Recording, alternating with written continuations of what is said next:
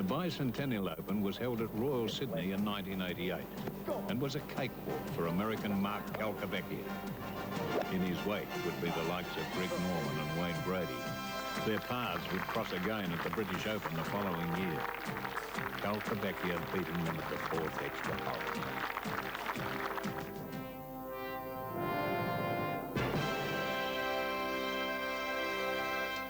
Welcome back to Royal Sydney. Wonderful galleries on this final day. So much drama already has been unfolding. We're at the 9th. Aaron Baddeley and Colin Montgomery are battling it out. Baddeley holds the Master European at bay. He leads by 2. Go for the record books and look up amateurs to win in this country. Tony Gresham won a New South Wales Open in 1978. At Manly Golf Club. He was one of the last as far as the Australian Open is concerned, of course. Bruce Devlin, 1960 at Lake Carignan. So a 39-year drought is on the verge of being broken. But this is Montgomery. And a rare sight for Monty. Missed the green. Oh, and another rare sight. That's called a chili dip.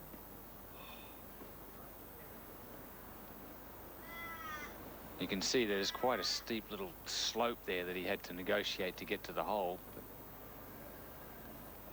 when you only miss 3 or 4 greens every couple of days, I guess your chipping suffers. Today he's missed 3 greens, we've seen. In the first 9. That was just a good old-fashioned goof. And hit behind the ball. Great shot from the Goodyear blimp. Oh, Aaron Baddeley would have thought that was rather tasty.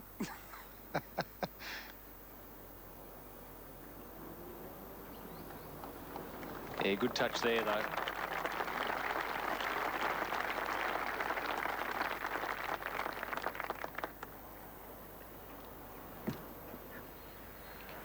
Norman. This to remain at 9 under. Something's got to give, though, from a man who's won the Open Championship on several occasions to a man who has won it 3 times. Nick Faldo, hoping to complete his round. Here he is playing his 72nd hole. This long putt coming on down. Is this a big finish? It is for Nick Faldo.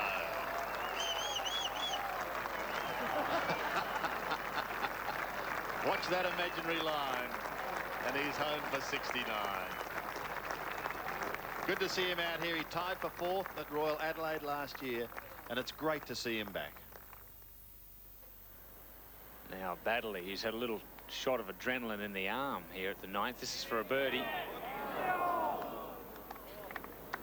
Pretty quick down there, but that was a very aggressive roll at it when perhaps he didn't necessarily need to.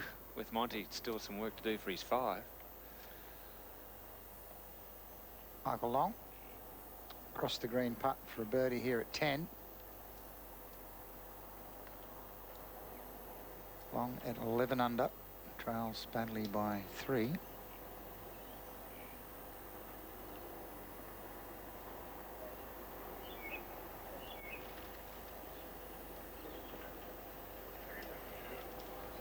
Yeah, he tried to get it to come from the right and didn't move.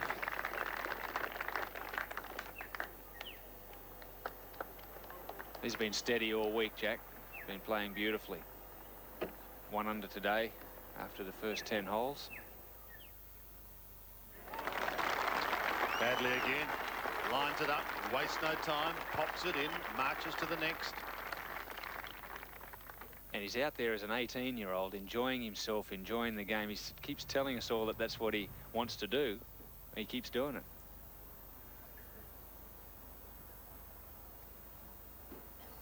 Yeah, it's easy to talk the talk, man, but it's not easy to walk the walk, Exactly. as you know. Exactly. He's got it all synchronised at the moment. Montgomery. Bogey putt. That took the side door, but it's there and that's all that counts. He would not be happy with that. Back to 11 under, and we now have the biggest margin we have seen so far in this event. The 18-year-old amateur leads by 3. And Monty wouldn't be enjoying this, being dealt to by an 18-year-old kid from Australia. Anyway, he hasn't won yet, but he's coming to a stretch of holes now that I think if there were to be a disaster, these are the holes. 10, 11, possibly 14. Well, Jack, let's have a look at this 10th, par 4 of 383 metres. Take us over it. Yeah, strong par 4, 383 metres, this one and 11. And the big danger here is going left from the tee. We saw Norman in the water just a little while ago. So you need just a good straight hit from the tee. Question is whether he'll take the driver or perhaps a 1-iron or a 3-wood. I think with a 3-shot lead, that'd be a smart play. And then a long, narrow gutted green, which I can tell you is 31 metres long. Pin today, 24 back, and he's got the 3 medal. I think that's a good play. Just distracted. And the thing that's impressive about Aaron, apart from all his other talent, is we saw it on the first hole where he backed off twice. He stopped actually at the top of his backswing. That takes a great deal of discipline, and he's done it again here. Walked away, wasn't ready, something distracted him. Collect his thoughts and start again. It was a young child on the first, Jack. Upset him.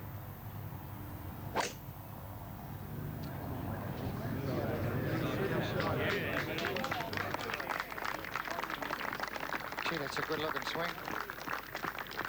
No flaws there. Straight up and down the line. Good balance. Nick Ahern's second shot, the long par 4 11th. And finding one of those deep bunkers to the right-hand front of this green.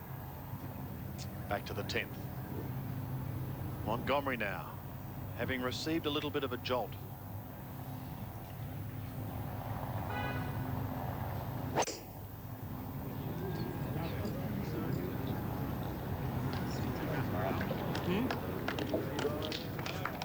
I always remember saying to Wayne Riley, my old mate, and what about this Montgomery? The swing doesn't look all that fantastic. He said, don't watch the swing, watch the shots. Yeah, he's right.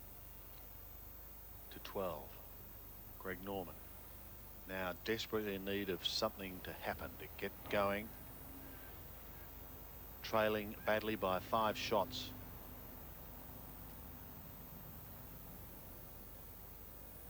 Yes, if he's going to get something going, he needs to hit it in a little closer than this. And it's tough on these first few holes on the back 9 to get it close.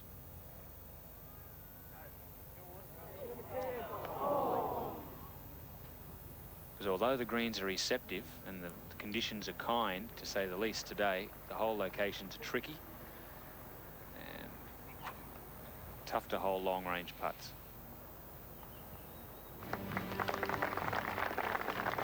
His great adversary, Nick Faldo, shot a final round 69 today. Fellow Englishman Steve Webster is the one they're talking about, his round of 63, but they're also going to be talking about the young man at the top of the leaders board. If he can hold off these challenges, he'll become the first amateur in 39 years to win the national championship, the Holden Australian Open. We hope you're enjoying our coverage of the Holden Australian Open. Peter O'Malley, a couple of early birdies. He's one of a number at 10 under par. He's got a bit of a hold up. He's waiting for Nick Ahern, who's going to go now, playing his 3rd to the 11th. Ahern has dropped back to 11 under, 3 behind Baddeley.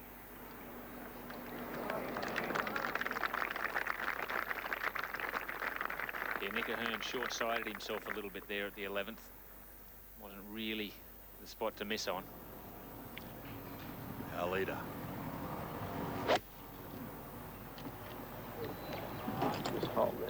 Hang on, Paul. Hang. His bad shots are as good as most's good.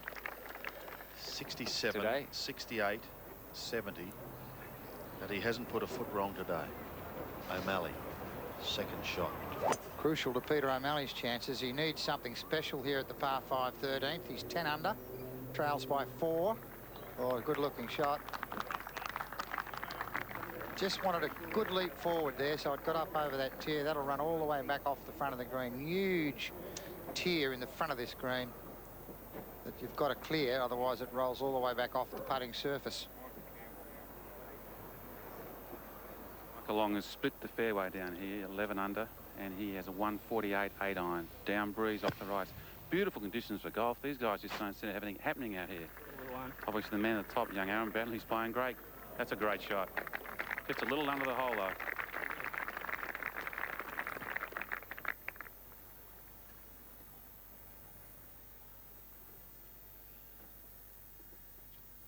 few moments ago, Nick Ahern, we saw him come out of the sand. So that's another shot gone for the West Australian.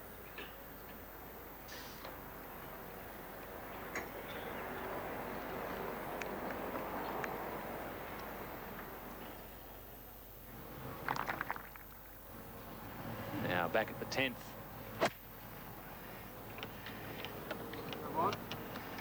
Pretty thick rough down the left side there. And having missed a few greens long on the front 9, he's come up pretty well short there at 10.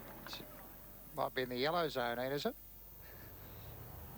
Perfect day for being in the Goodyear airship and looking down on these huge galleries.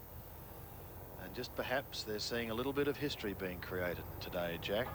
Sitting up there, enjoying the view. Aaron Baddeley feeling absolutely no pain at the moment. Who is going to be the one that challenged? Is it going to be Montgomery? Or has he hit a submerged log? Fantastic putt from Montgomery. I mean, that pin at 10 is on 24 metres. I'd suggest that was all of 20 metres. And he's burnt the edge of the hole. That was a terrific putt.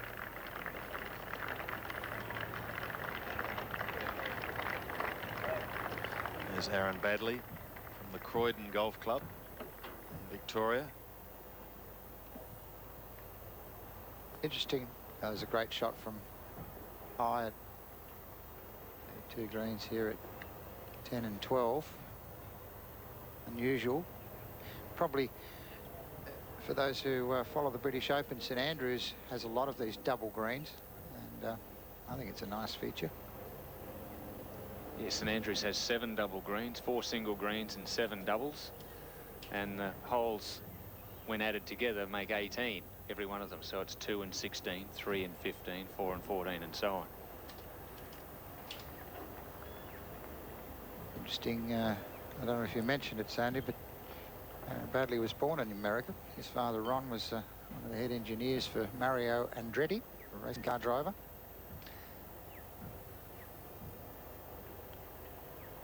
This for a birdie, this to stretch his lead. Gee, he's giving those a whack, isn't he?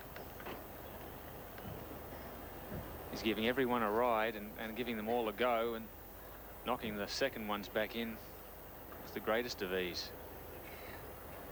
Hold a really good putt there at the 4th green, and I think that would have really boosted his confidence on those short ones. Back to him in just a moment. In the meantime, Norman on 13. It's par 5 of 470 metres. Reachable in 2. Didn't leave any of that on the tee. Fair dinkum smashed it down there. Back to Aaron Baddeley.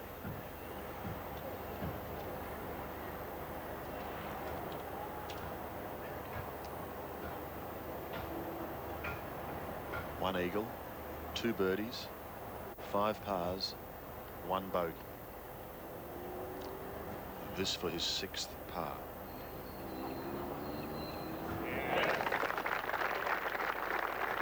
It's a bit like Tom Watson. Monotonous regularity. Like that. You just bash it, and if it missed, he'd bash it back in, coming back.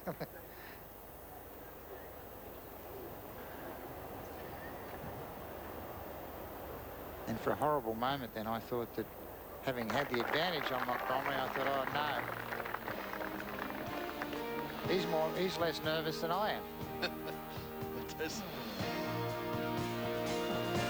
Let's check some other scores today. Peter Fowler is a past winner of this championship, shot a final around 71. Matthew Ecob a 73. Nick Faldo, may have mentioned, a 69. Steve Webster, that new course record, 63. Marcus Kane is 72. Adrian Percy is 70. Justin Cooper is 71. No one at the moment is catching Aaron Baddeley. He leads by 3 as we take a break. The vital stages of the Holden Australian Open. Been lengthened here at Royal Sydney is the 11th. Aaron Baddeley is on the 11th now. Par 4, 420 metres. There's a lake down the left-hand side here at the 260-metre mark. That bunker was about 250 to get past. And it's a very good, safe drive, even though he's found the right rough.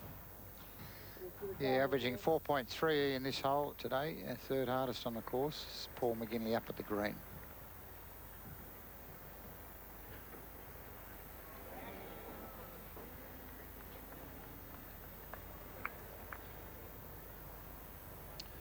Now Peter O'Malley needs a birdie at 13 to get it to 11 under.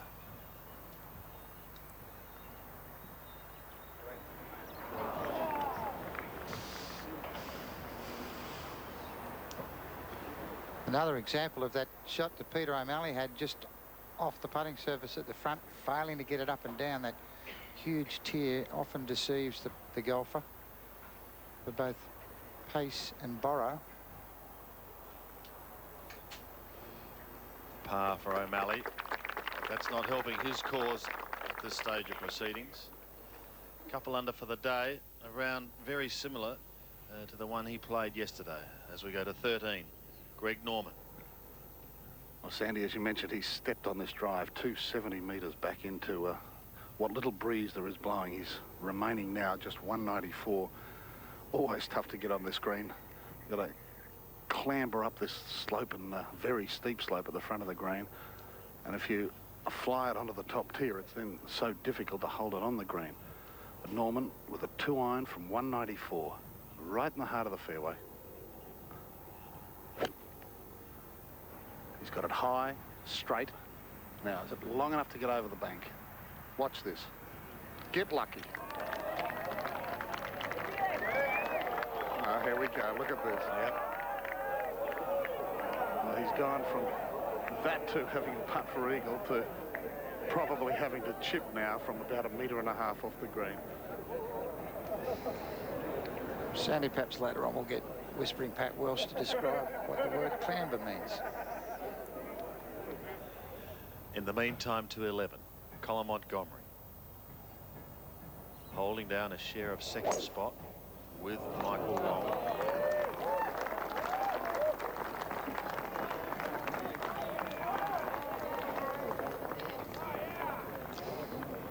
That's a good hit from Monty. He's knocked it past Aaron Baddeley, even though Aaron Baddeley did get caught up in the right-hand rough. Michael Long. Runs another one past the edge. It's the 11th, just ahead. Par 4 for Michael Lowe. Keep him in a tie for second, 11 under. Just been 5 birdies here all day at this 11, so tells you what sort of a difficult shot to get in here. Back to our leader, Aaron Baddeley. Jeff Flanagan is there. These huge galleries surrounding the green. What a sight ahead for Aaron Baddeley, Jeff. It certainly is, Sandy. There's absolute thousands out here. He's only got 9 iron from 148, so you can see he's frightened of a flyer out of this right-hand rough. Heading a little bit left here as he... Yeah, I thought he was a little bit short. Could have done with one more. Popular spot this week. Short left at the 11th. Well, I think he didn't want to be long because coming down that slope, it's treacherously quick. So he wanted to be underneath the hole, if anything. But as Jeff said, the ball probably didn't fly like he wanted it to. And Monty's in perfect position here. Jackie's smashed one, 285 down here, 285 metres. It's a huge drive. He left with only 136. He'll also play a 9-iron, starting it out right at the stick. Once again, just way going left on that breeze, the same as Aaron's, but should be safely on the green. Uncharacteristic of Monty today, he's been long a lot of times. Just misjudging his irons. To the 14th, Peter O'Malley. 177 metres.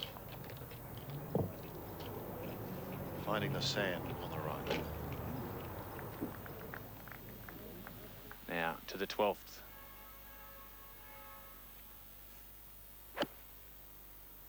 Hole location today, front left. Tricky little pin.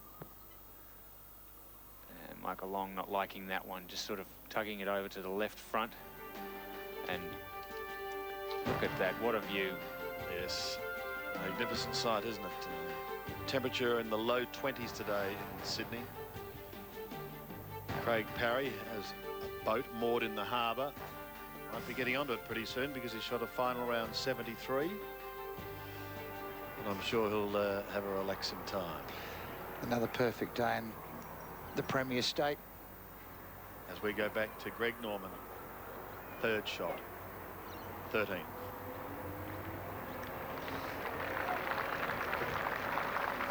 Hard to get the pace up here, Jack, isn't it? It really is. It looks fairly flat on your screen, but that camera angle there really shows you how steep the incline is up to that tier. And also when it gets up there, it slings to the right. So you need to get the pace right and the line. That's proving to be one hell of an order this week.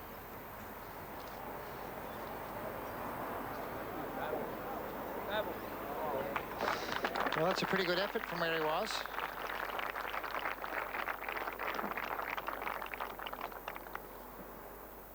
Peter O'Malley via Sandcam. And if he holds this, it's $5,000 to the charity here on this 14th. Anyone holding a bunker shot gives $5,000 to charity, and in fact that charity would be to the Cerebral Palsy Conductive Life Education Program. Baddeley. Almost identical to the shot that Greg Norman had some 20 minutes ago. That's a beauty. Jack, aren't they the ones too that when you're a bit nervous come the back nine on Sunday, they're the ones that you sort of start really flinching on, those little tight lies? Michael Campbell has dropped back. He's got a birdie opportunity here. He's currently at 8 under. This looks good, Jack. I think he's a bit too far behind, my man, though.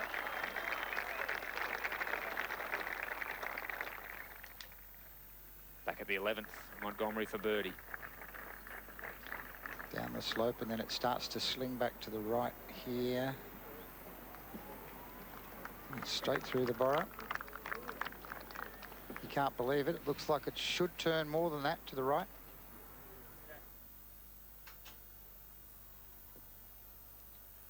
Peter O'Malley for par.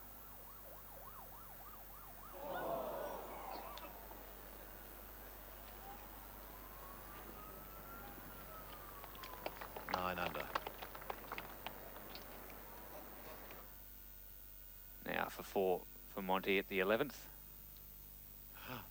Ooh, couple of costly bogeys for Montgomery at 9 and now 11. That's the last thing he needed to do. But you know, that beautiful little chip that Baddeley played up there really applied the pressure to Montgomery's putt there. Well, what a moment in this year's Holden Australian Open for O'Malley. And Monty. Has the door opened just a little further for Aaron Baddeley? Most definitely. If he can get this in the hole. 3 shots lead to Michael Long, and then 4 to Montgomery and O'Hearn. Big, big putt. that missed opportunity by Montgomery can only do his confidence the world of good. Straight in the back. Nothing changes. Shelling peas, really. On he marches. 3 under after 11. 14 under. The closest to him is this man, Michael Long, but he needs this for par. He gets it. The New Zealander hangs on.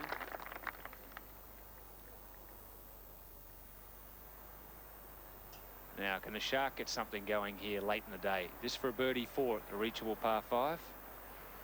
This is second putt. Yes. Good 2-putt there for Greg. Gets him back to 10 under. But he's running out of holes. A number of them are running out of holes. This would be an historical moment, Jack. Oh, absolutely. Should all things go according to plan for the Baddeley family. Still plenty of golf left. Stay with us on 7 and you won't miss a shot. Welcome back. This is our leader in the Holland Australian Open, Aaron Baddeley, on the 12th. Par 4 of 351 metres.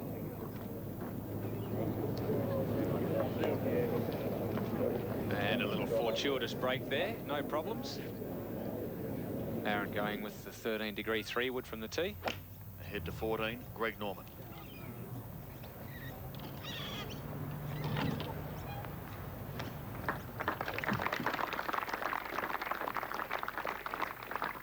Pretty good shot. That's a tough pin on that right side there with the breeze coming from the right. Now Monty. Monty back. So Montgomery back into the wind at the 12th and landed safely in the left half. Great angle into the flag. Off the tee. That's a big hit. Went with the driver. Colin carries a 10-degree driver and keeps it pretty low. Very good into the wind player. Let's move to 15. Peter O'Malley playing his second shot.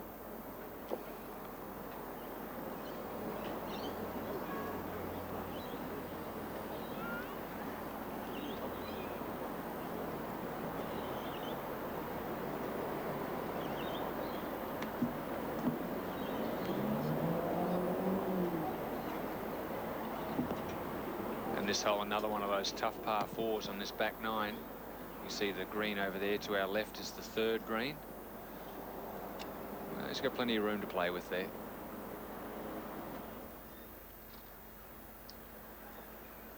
Jeff Ogilvy hasn't been with us for some time, but has dropped back a little. He's currently at 8 under par. And I can tell you that he's had just the 1 birdie today. I mean, solid. 10 pars and 1 bogey, so even for the day. He's dropped shots at both the par 5, Sandy, which is unforgivable, really. You got to make a score. That's where you would normally expect someone who's a very long hitter. But he's dropped a shot at the 7th, the par 5, and then again 13th. Birdied the 1st.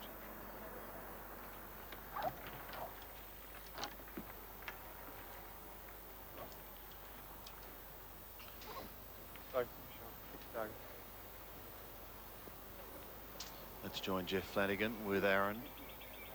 Sandy, Aaron's only got 128 in from the left rough. Great angled into the flag. I guarantee you every person in the bar at Croydon is sitting on the edge of their seats watching their member. He's pulled it left. Very uncovered. Way left in the crowd. It's the short side to the flag too.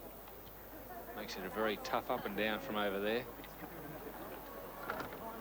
We've just learnt that more money has been invested on Baddeley than any other player in the field, and that includes this man, Greg Norman. But we'll just hold on to our hats for a moment. And our tickets. And rejoin Greg Norman.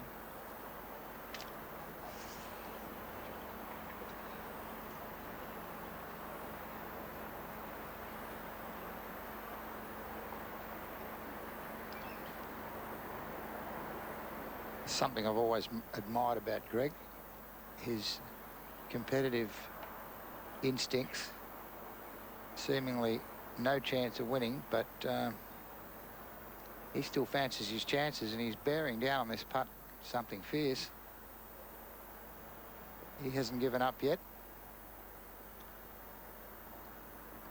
I wonder if he can get the read right. Everyone's over borrowed here on this putt. They've played more break from left to right than seemingly there is.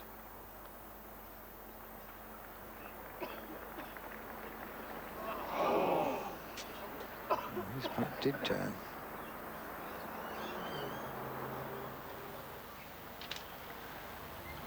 Back to the 12th. Montgomery, no, wedge 108. Looking really, really good. Going straight at the stick, but just spun a little right. Great birdie opportunity. Well, that's what he needed to do with his playing partner missing the green to the left. Let's move ahead to the 18th, and Stuart Appleby on his way home, playing the 72nd hole with Lucas Parsons. Appleby's 1 under for the day, Parsons 2 over. A beautiful shot from Stuart Appleby. He's got that for a round of 70 to finish 5 under for the championship. Back on 15, third shot for Peter O'Malley. Or dare I say it, looked horribly like one of those Colin Montgomerys at the 9th. A little chubby. Little goof.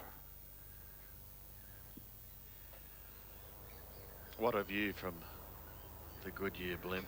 Down there is Aaron Baddeley now. The first real drama for Baddeley. I think your point's very valid here, Ian, because he's got really no green to play with. He's going to have to play a run shot, I think. And then, of course, you're in the lap of the gods as to what sort of bounce you get.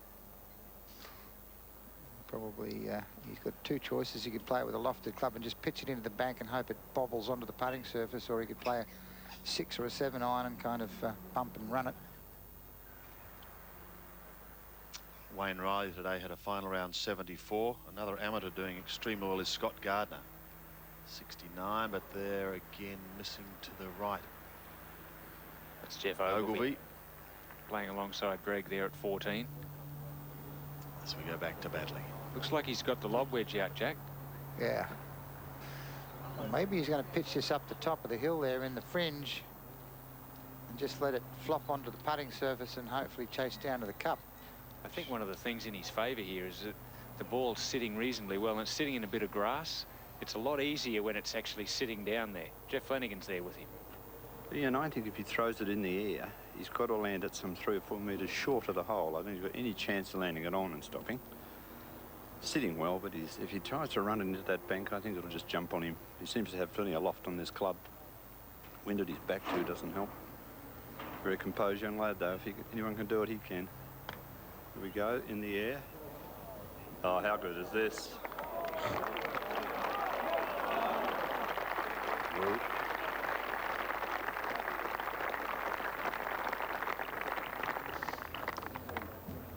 Yeah, it took off on him. He played it beautifully. To Norman. This to save par and remain at 10 under. We've seen more putts of this length missed on this green than any other this week. Good save.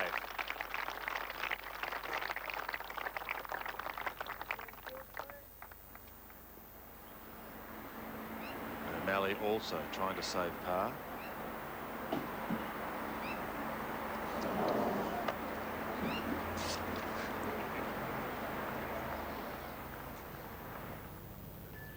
While Stuart Appleby looking for a birdie finish.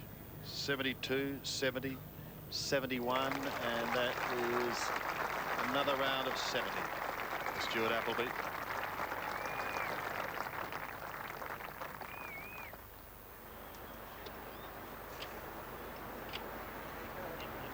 Bogey 4 for Jeff Ogilvy. Came out of the bunker and 2-putted. So he's a couple over today and looking a little despondent.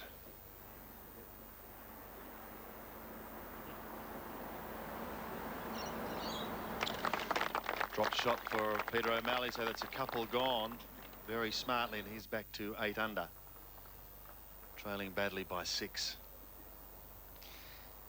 Well, they're all big putts at this stage of an Australian Open or any big championship, but they don't come much bigger than this one for Aaron Baddeley. This putt to keep him 3 shots in the lead.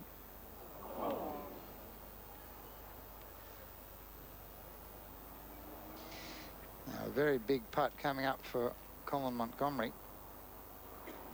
Yes, would have been a big assistance there if Baddeley's shot had just stopped just short of Collins, so he could have actually gone to school on Collins' putt, but it unfortunately worked the other way for him. So potential for a 2-shot swing here.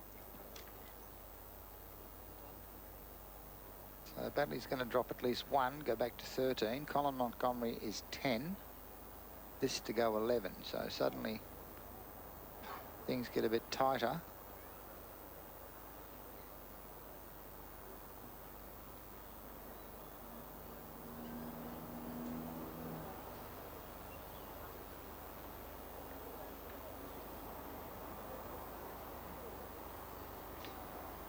Little discussion with the caddy on trying to pick the right line.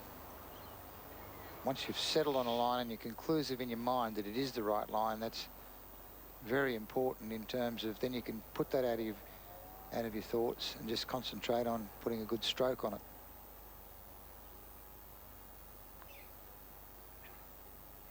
Got it. Brilliant putt. Excellent putt by Colin Montgomery. And more importantly, Baddeley's going to take bogey, and that's going to probably give him a bit of impetus. To 14, Nick O'Hearn.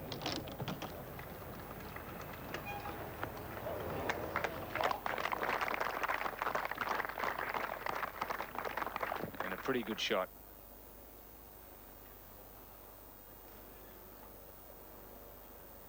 Just maybe for the first time, the hole's looking slightly smaller. And a very quick putt. If he does give this his normal aggressive stroke down the hill. Well hold. Yeah, he'll be a little disappointed with that, but he's got to put it out of his mind. I mean, he's missed the green by a long way with a wedge. His lead is now 2. Colin Montgomery has joined Michael Long at 11 under par. And don't go away, because there's still a lot of golf left here with these leaders. We're in for a mighty finish of this year's Holden Australian Open. Welcome back to Bruce Critchley, and look at the young man from Ireland has here Paul McGinley. Bruce, that's a terrible spot, and well, that's all really you can do. And it's going to run off the edge of the screen at 13. And if he gets up and down, it'll still be a par. But it's been another day when nothing much has happened for the Irishman. back to 13. Baddeley. Big tee shot for him. He wants a good one. I thought, Jack, the iron off the tee was the first sign I've seen him of sort of conservatism, and it was a sort of outside the way he'd been playing the golf course on the previous tee. Yeah, I thought it was a 3 medal actually, but Might have been, but it was quite a short shot. Long putt for Nick O'Hearn here for share of second. Very good putt from where he was. He will remain at 10 under. Should explain, Jack, too, regarding the prize money. Should Aaron Baddeley, the amateur, be leading come the end of 72 holes? yeah, first prize money will go to the second placed player. This is McGinley. What a recovery this is. What a recovery by Paul McGinley. He's got some fans here this week. He's a very delightful character. Norman at the 15th, second shot. Perfect tee shot, Bruce, down the right half with this pin placed left. He'll just ride this on the breeze. A 7-iron from 158, breeze helping, but this is staying out to the right. Pin high, but is going to leave him a long putt, another long putt for a birdie. just following on our discussion, Sandy, there's four amateurs in the field, and they will be taken out and the prize money distributed as per normal, as Michael Long plays from left at 13. He's been shown how to do it, and it looks as though he learned. Beautiful, two lovely shots there. A great chance to see the importance if you miss a green, miss it on the side they haven't put the pin on, especially when the greens get hard and fast. Norman at 15. Yes, there's a commercially sound side to hit a bad shot on, and there's a non-commercially sound side. I think when the greens get this firm, it's very easy to say, but you really should be sort of aiming for the middle of the green all the time, and even though the pin may be right or left. Yep. And I think that's what Greg Norman was trying to do. He perhaps saw the wind bringing it in, maybe struck it a little bit more purely than he might. It never didn't come. Another exciting young amateur is Brett Rumford. He shot a round of 72 today. Very good performance by him this week. Yeah, he's a good player. On the Australian Amateur and the late Macquarie a couple of years ago, he got the big double up, and another exciting talent from WA. Played with Brendan Jones, who shot a 73. Now, what can Norman do here?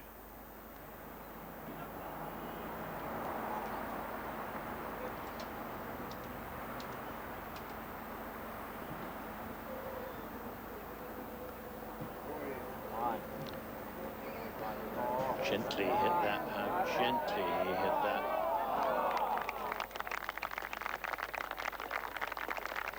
It's getting close to linoleum. Yeah, well, now the sun's come out. They would have been double cut this morning. Really getting quick. And given a good ironing, I expect, as well. I know they've got the machine, too. But they've been good all week. They've been very true. Let's not forget Michael Long in this equation.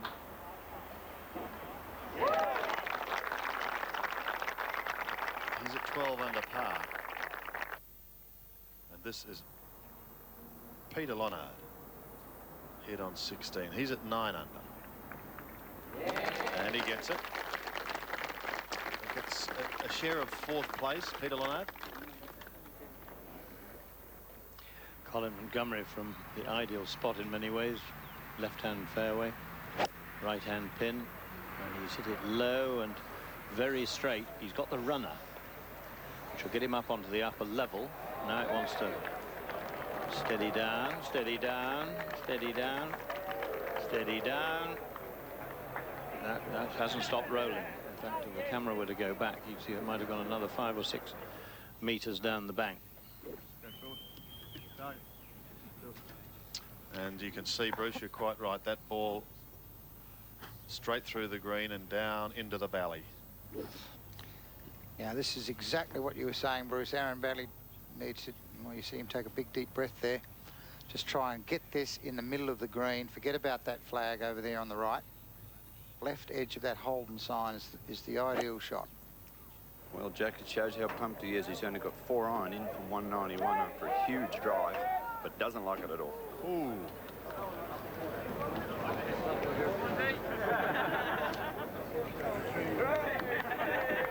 The drama continues.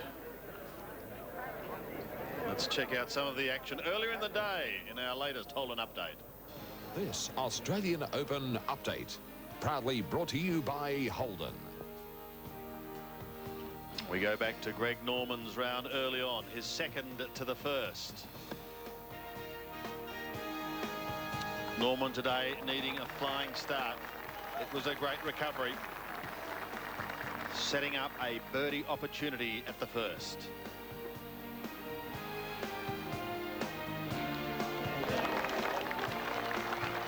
But it was Aaron Baddeley who brought a 1-stroke lead into the final round. He too, a great recovery at 1. Also setting up a birdie start. Paul McGinley challenged early. This is Sandcam from Andre Stoltz. Cannoning away from the stick. Norman on 8, playing his second.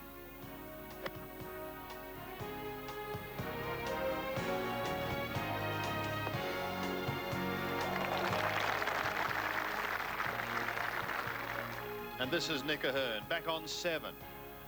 Going for a share of the lead at this stage of the final round.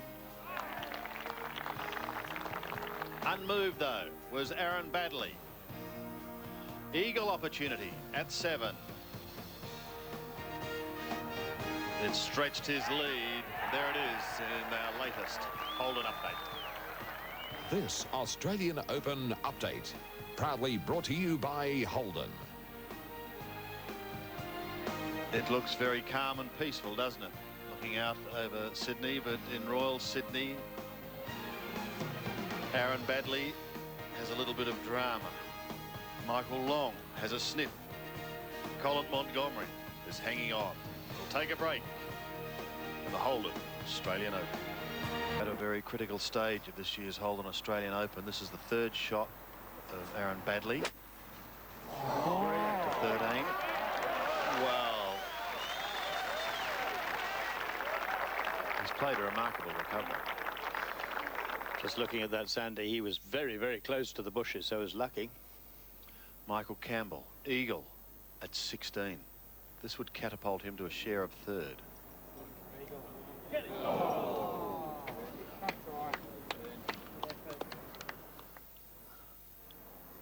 Still with a birdie chance as we join Colin Montgomery playing with Baddeley. This is his third.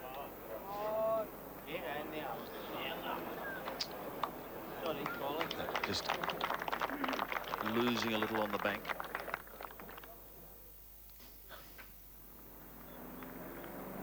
Michael Long. Long birdie putt at 14, need I say. Up the slope.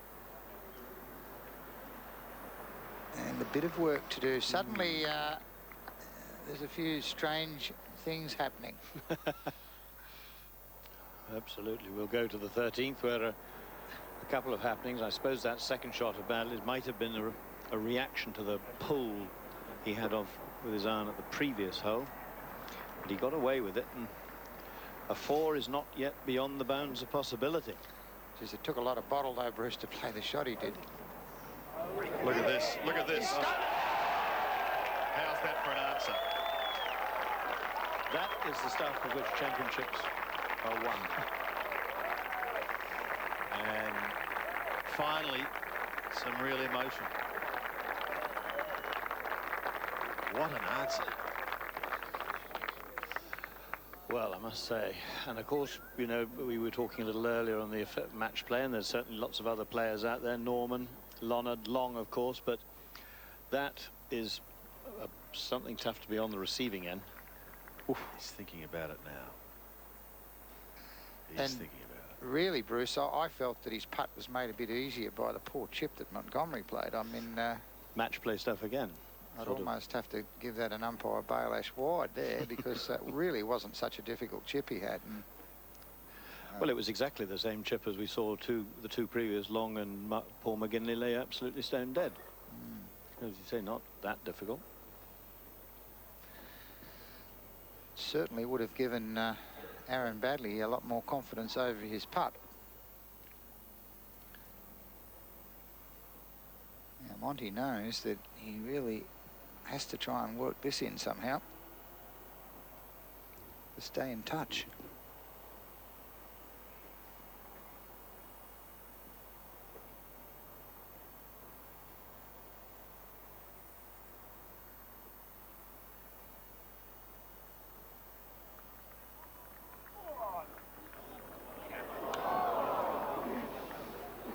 Well, there was a two-shot swing on the last hole, and I feel there was at least the equivalent, and mentally more so on that.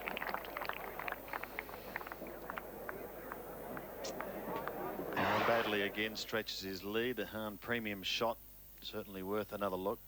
This is a very, very brave shot out of the thick rough over the top of that tree. Under the circumstances, a wonderful shot. That could have gone anywhere. And the putt back straight in.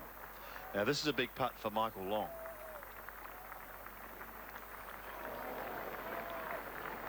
So all of a sudden, Baddeley finds himself again with a 3-stroke buffer. Well, we know how difficult these closing holes can be. We think of the time the championship was here. Allenby and 94, 5. 4. We saw the lot that day, didn't we? We saw Shanks, we saw everything. God. Nick Ahern, birdie opportunity. Rolls it in. He continues to hang on. He's 11 under par. We saw Michael Campbell's eagle attempt. Here he is with the birdie putt.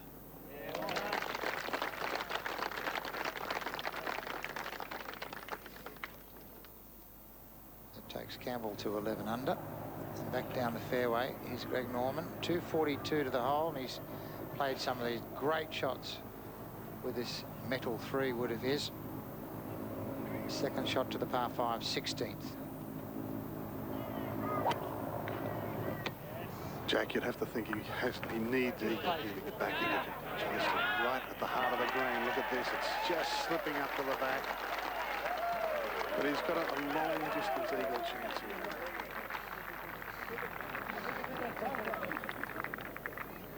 Deserved a better pate, but those greens are getting firm and fast now.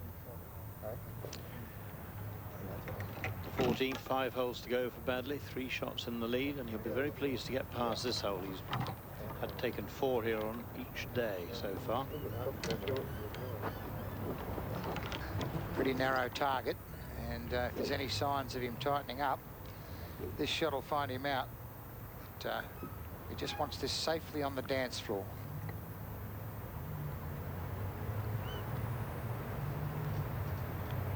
Well, Jack, 183. It's a crucial shot. I mean, noticing this fellow's gait just never changes. Works the same speed all the time. That sounded a little heavy from down on the green. 4-iron from Baddeley. And pulled it way left. Just starting to show a few signs of staggering. We hope not. It's not a bad miss, though, on that side, because the pin on the right, so he's got quite a bit of green to work with, as long as his golf ball hasn't plugged. Well, we've got the same sort of wind at this time yesterday. Montgomery comes here, and it's a good wind for him, or it should be. Across from right to left at 14, 15, and 16. Holding up his natural, albeit very slight fade.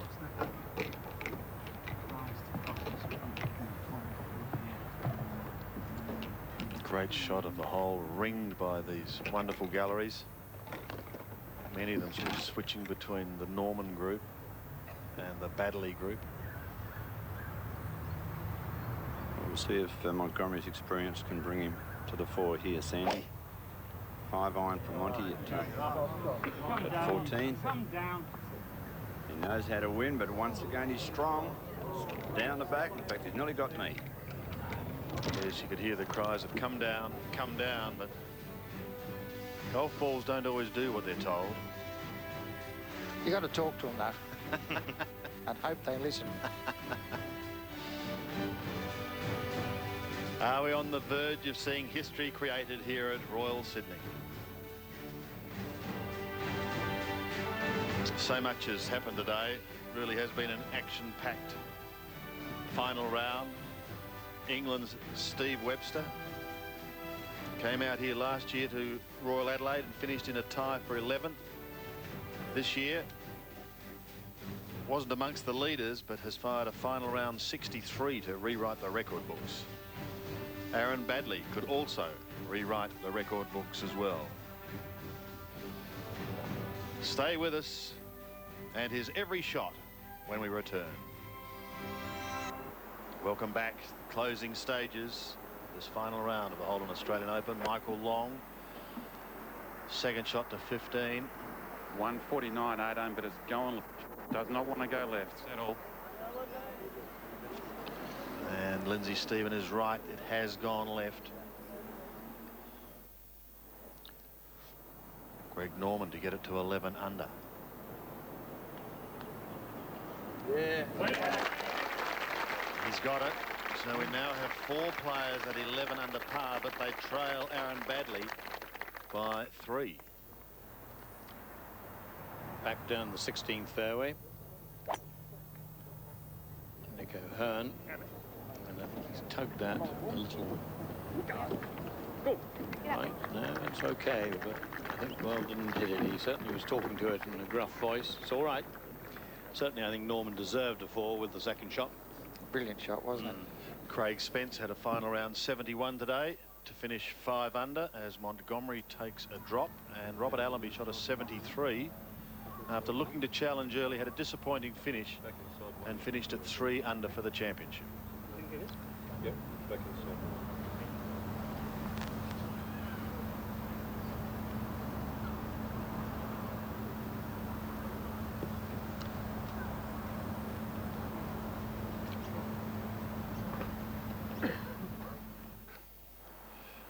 Monty's ball in play, but in the meantime, Michael Long playing his 3rd. 15. And giving himself a chance of saving par.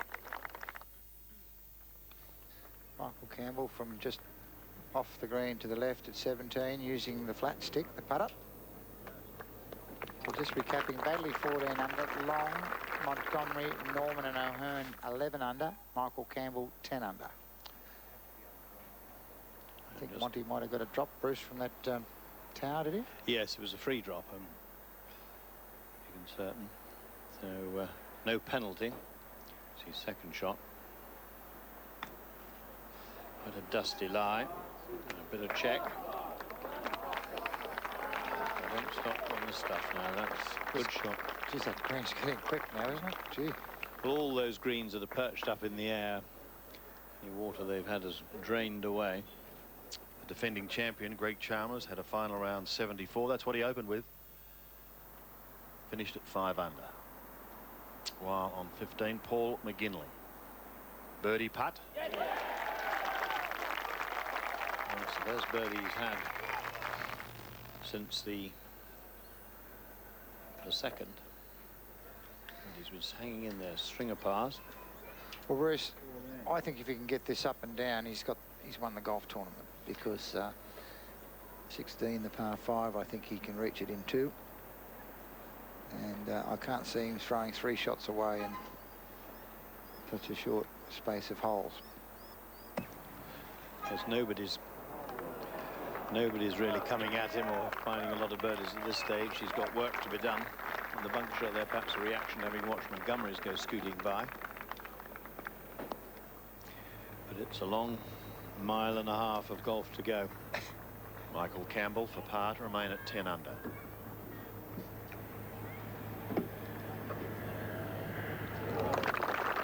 A blistering second round of 65 to set up his charge. He's a couple under today.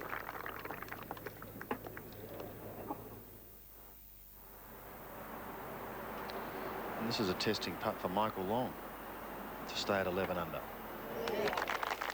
Very well done, because it was about the length he missed on the last green. And those memories certainly stay with you. Now, Greg at 17, this difficult par 3, 192 metres, averaging 3.6. And there's just been 5 birdies all day here. A terrific shot from high behind the tee.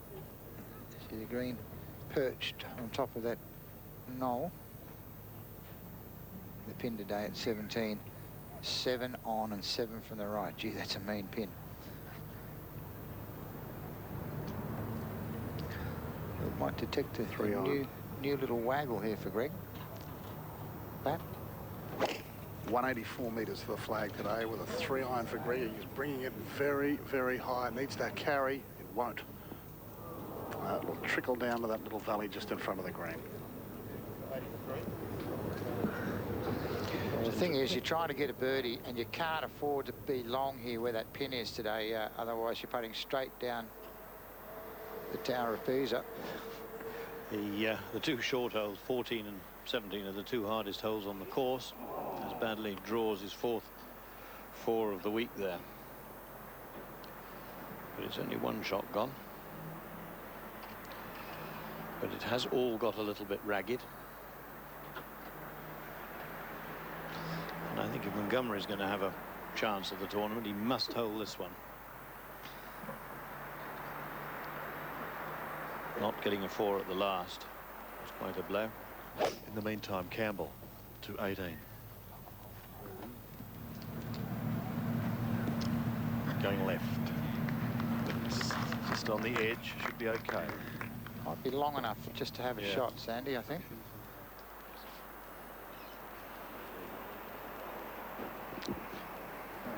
Montgomery is for a par.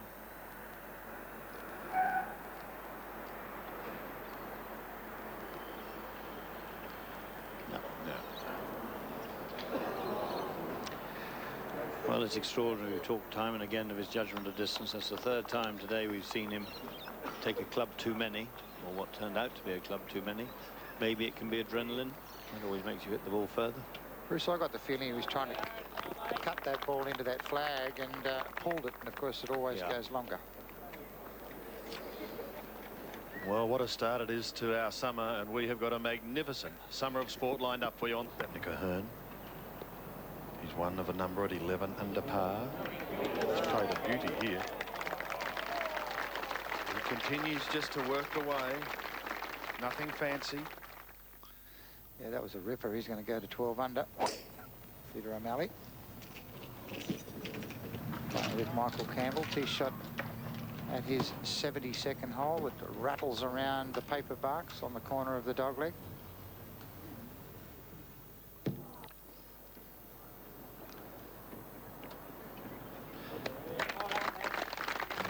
Birdie putt takes him to 12 under. Second spot.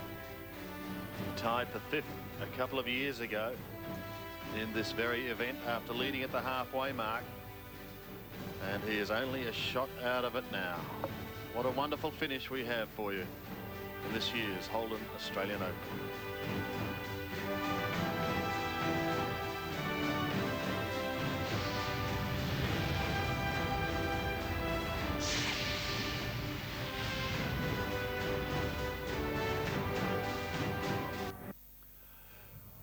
Welcome back to Royal Sydney. Greg Norman, 11 under. He trails Baddeley by 2. O'Hearn is sandwiched between them at 12 under.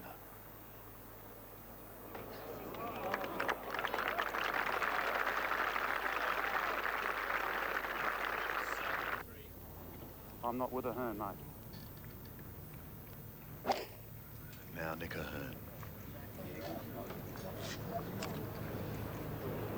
He's at 12 under. Now, that ball's defied gravity. How has that not rolled back in the bunker? He'd have a tendency to run up and hit that, I think. Playing the 18th, Michael Campbell. Second shot.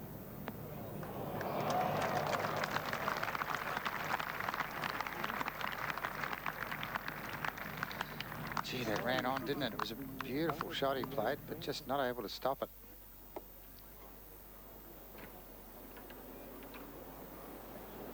This is Colin Montgomery, Bruce, with Baddeley, both in a similar position on 15. Sandy, Montgomery's come up with quite a bad lie downhill. Not sitting very well in the rough at all, and still got 176 to the flag, so not looking good here. And what about Aaron Baddeley, Jeff? Has he got any shot? Jack, it's as though he's got his own teammate over there, especially for him. Just a little flat mound, sitting up absolutely perfect. The gods are with him. When you're 18, it all goes right for you, doesn't it? Yeah, I can't remember that. There's what he's got in front of him from our high shot.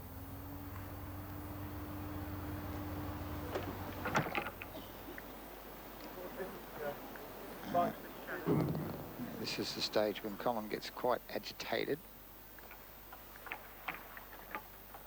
He's come up with a bad lie to make things worse.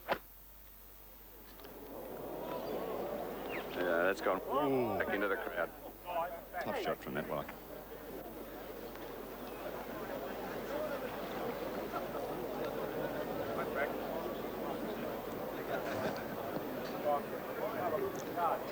Whether it's hit someone in the crowd, we'll wait and see. In the meantime, to 18, Peter O'Malley playing his third. He didn't pitch it out far enough, and then of course it's broke left down the front tier. So unfortunately for Pete, a lot of work to do to salvage, or even a bogey from there. Now back to 15 and Aaron Baddeley. Now there's two things he's got to be careful of here. He just needs to try and put this ball on the middle, in the middle of the green, and the other thing he's got to be careful of is he'll be so excited, and we've seen this many times before. When you're pumped up like this, you always hit the ball further than what you do under normal circumstances. So he's just got to be aware of that. Jeff, we can see that ball in the shadows. The lie quite okay? Oh, it's perfect, Sandy. Well, I'm about 40 metres away, but I went and had a bit of a look at it, and it looks great to me. He's still conferring his caddy to try and check the club. But at 164, I think you'll have around 7 iron. It's actually quite a good angle to come in from. Remember that what breeze there is coming from the right. And being on the left, you can spear this in there just right of the flag.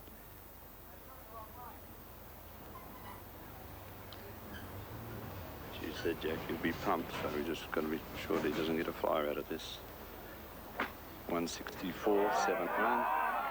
They'll all out.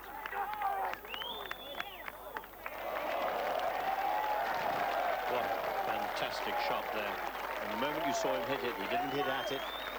He just swung the club, and great result. That was a beautiful golf shot. It hadn't stopped moving, but I don't think it's rolled off the edge.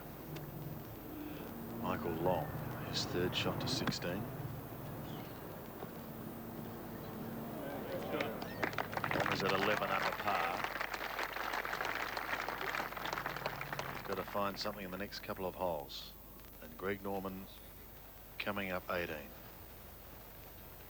at 11 under. 3 wood off the tee. That can get him to the corner of the dogleg. Left is the only place that's really bad. Got the 3 middle. Teed down.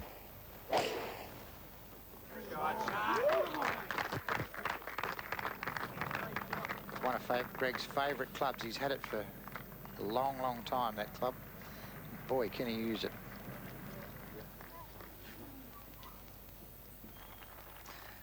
Well, this is one time Nick Ahern might want to be a right-handed. Well, he had one yesterday. It was certainly an advantage, which was at the 15th. Lindsay Stephen is there. Have you looked at this as a left-hander, Lindsay? Oh, well, you'd love to be right-handed right now, wouldn't you, Bruce? But he's got a nasty one, particularly at this stage of the tournament. You just do not want this situation. I mean, he just has to make par. And would you believe he's thinking right-handed? But it's getting very, very tight out here, boys. He's a very unassuming person, Lindsay, isn't he? You know, only 2.5 years ago, he was working in a pro shop in Perth. And the last 2 years, he's just gone very, very good. I mean, he's a very good player now. Got his card in Europe this year, and he's a very unassuming player, and great short game, but this will be a big test. He's got to play that outside his left foot and shut the club down so that it comes out more like a putter. But of course, it's got a lot of loft on it. We'll go back to him in just a moment. Firstly, Paul McGinley. Birdie opportunity for the Irishman. He's having a wonderful week. Wonderful week. But now back to Ahern.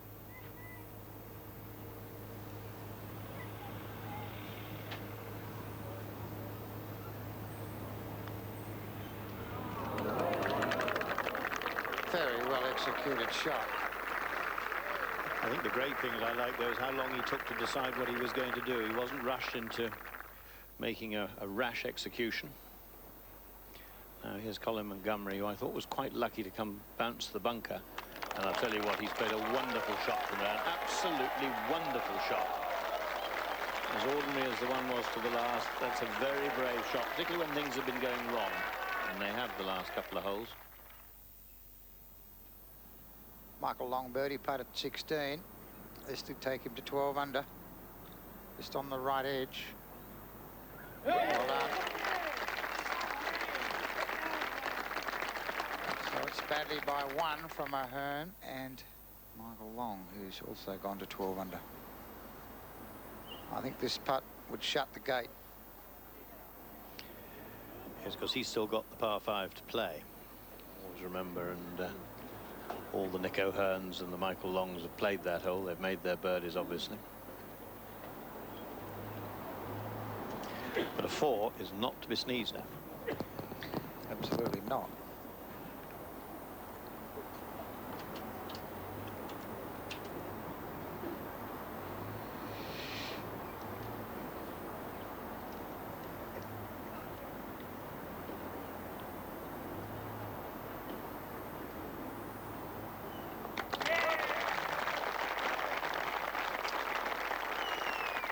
Baddeley retains his lead. Michael Campbell hoping to finish off with a 4. Still been a pretty good week for Michael Campbell. Wonderful second round of 65 and a final round of 70. Par putt from Montgomery. Played that beautiful chip.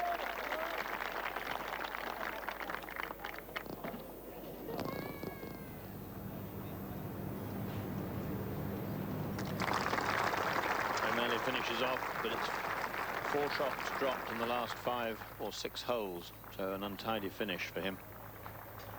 A great 3 for O'Hearn. The amazing thing, Bruce, was how his ball stayed there in the first place. Now Norman. Second to 18.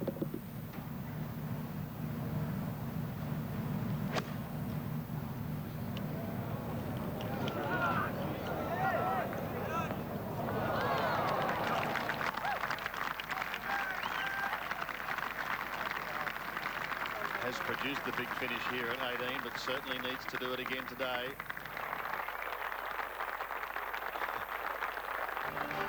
I knew he had his fans here this week, Paul McGinley. And gee, he's had a fantastic time. He's currently at 11 under par. What a leaders board. Aaron Baddeley, his lead now is 1 from Ahern and Long. Stroke further back to Norman and McGinley. Another stroke back to Montgomery and Campbell. And then Peter Lonard is alone at 9 under par. Peter O'Malley has just finished his round. An even par round today of 72 as we take a break. Welcome back. And here we are with Nick O'Hearn. He's in equal second spot. He's coming to the 18th.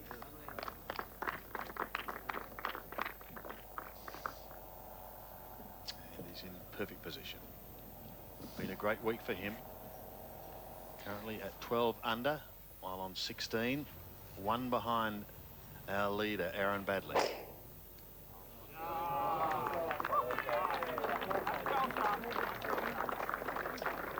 Oh, that's a beautiful tee shot from Aaron Baddeley. He's smashed that right up the middle of the fairway. He can now reach the green in 2. Still a number of equations that could transpire. Say, for example, Norman drops this. Baddeley may drop a shot, who knows. We've got a playoff situation with Norman in it. He needs this putt on the 72nd, and he's got it. He has got it. Some finish he's put in there, because he struggled all day today, Sandy. And kept going. 2 birdies in the last 3 holes. Paul McGinley just off the green at the left at 17. Yeah, Greg Norman finished with 3 birdies in the last 6 holes. McGinley at 11 under. This for a 2.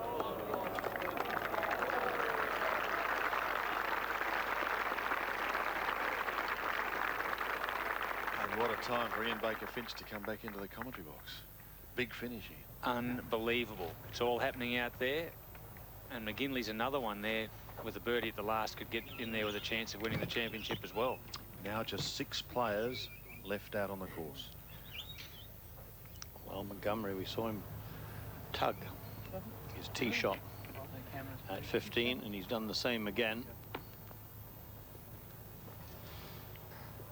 I think we can talk about all these other players, but result totally dependent upon what Aaron Baddeley does from here, and I think the second shot that he's going to play really important. Jeff Flanagan is with this group. He's in an awkward situation, really, isn't he? He's got 240 odd to the flag, but he's got to take 3 wood because he's got to try and make 3 to try and catch this young leader that we have playing with him. Sitting okay. Great contact. Heading straight for the green. Is it up? It's not only up, it's not up, it's through.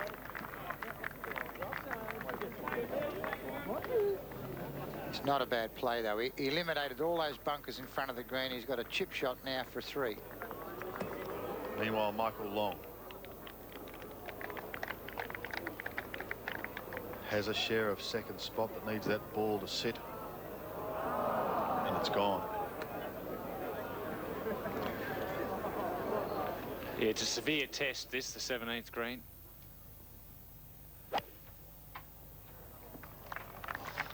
I think he likes it. That was 2 iron, Jack, from Baddeley after a huge drive. Great contact. I think he's got through his rocky patch, Jack, don't you? Yeah. 2 great shots after dropping a stroke at the par 3. Smashed the drive, iron shot, centre of the green, uphill putt for 3. To 18, second shot, Nick Ahern.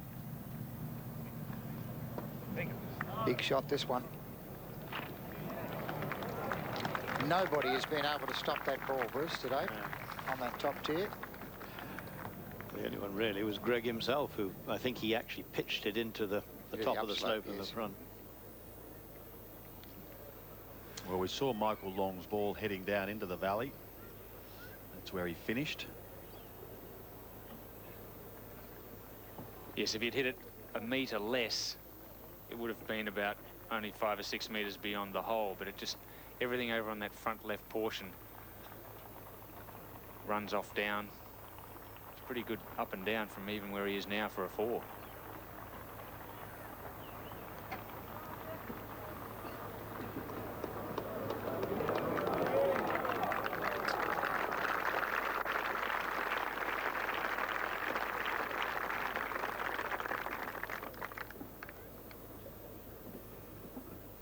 You'd nearly have to think that bogey is going to cost Michael Long any chance of winning.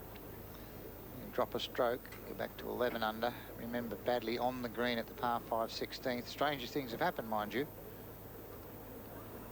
But he should, by all reasoning, go to 14 under. And you'd think 3-shot cushion over the last 2 holes would be enough to get him home.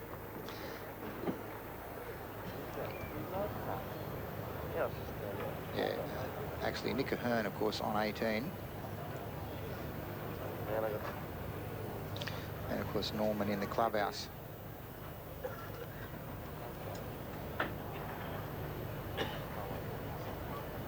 It'd be a handy thing to take into those last couple of holes, though, Jack, if you could stand on 17T knowing that you had a 2-shot lead over Greg Norman and this man here, Nick Ahern. Makes 17 a lot easier to play, and 18 you can take the iron from the tee. Absolutely. 17 is still a danger hole, of course, and if he went left off 18. Just while we wait, Michael Long tidies up, but that could just about end his chances. Back to 11 under.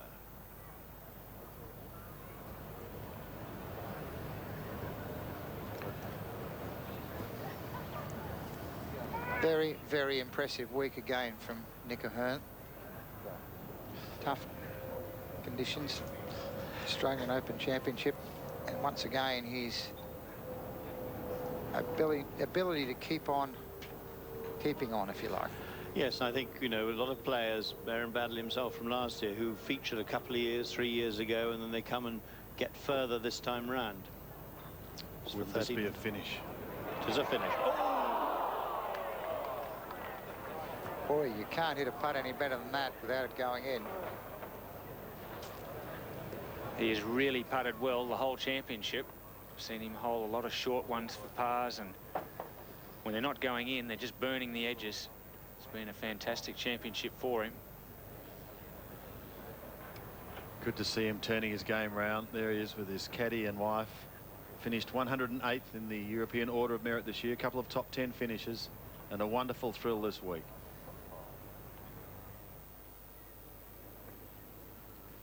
Now for a par 3, this is Paul McGinley at 17. And he needs a 3 at the last to get into the clubhouse, tied with Nick Ahern and Greg Norman at 12 under. Paul Gow, who hasn't had one of his best days, this for birdie, and back to 6 under, having started the day 10 under. But it's important, I think, to keep on getting yourself into these positions so that eventually the door will open for Paul Gow, and he's got to walk straight through it.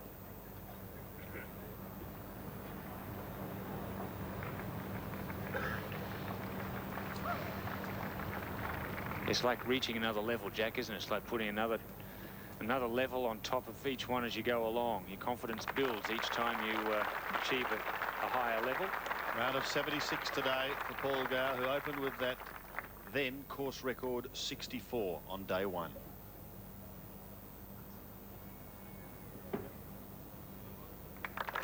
And Nick Ahern tidies up for his round of 70 after a very consistent week. 68, 68, 70 and 70. Montgomery from the back of the 16th green. Steady, steady, pretty nicely done.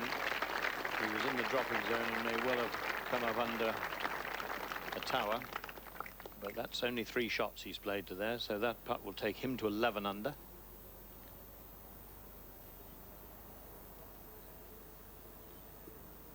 Exactly the same routine every time. Nothing's changed. Look for the good aggressive putt. I don't think he'll be lagging it. I think he'll be having a go. Go! Go! Go! What a putt.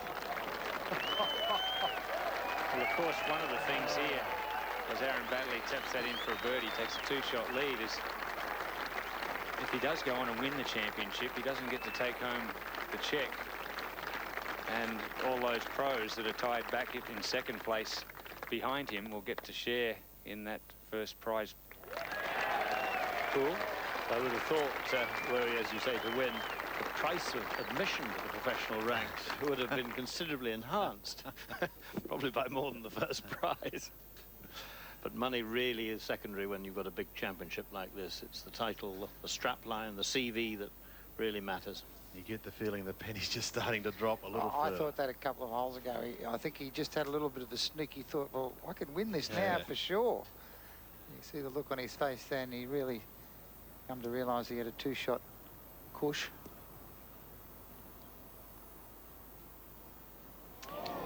And I think with that approach putt of Baddeley's, Montgomery finally realised he couldn't win. And he said it often enough this year, second or anywhere else, it just doesn't interest him. He's had 6 victories this year, but not in the ones he'd really like to have. Well, at the start of the day, we talked about the varying possibilities of the last hour and what could transpire. In the back of our minds, we thought maybe an 18-year-old amateur could win it, but it's just in the back of our minds. It's not anymore. We're back at Royal Sydney. A couple to play. Aaron Baddeley, tee shot, 17, par 3. The last hole that could really bring him undone. 192 metres. It's 3-iron Sandy for Baddeley, starting left on the wind. That is sensational. I've got this thing won. That was up ahead at 18, Michael Long. Just crept round the corner of the dog leg. Looking to pitch it on the front, coming from the rough and bounce it up the tee out, but he's flown it all the way and inevitably through the green. Not bad there, though.